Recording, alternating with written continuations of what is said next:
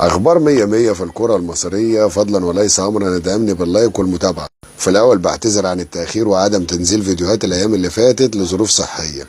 نادي الزمالك يا صديقي مصر ان كل دور مجموعات في كل دوري ابطال افريقيا نمسك الآلة الحاسبة. جاب نقطة في دور المجموعات واحدة لحد دلوقتي، وجاب نقطة لجمهوره. بس بعيد عن اي حاجة يا جماعة، اللعيبة كانت فاقدة الروح وفاقدة الشغف وهي بتلعب كورة، وكله بيسأل ايه السبب. لما يبقى في رئيس نادي بيكسر في اللعيبة بتاعته وبيكسر في النادي كله، محدش يسأل ايه السبب.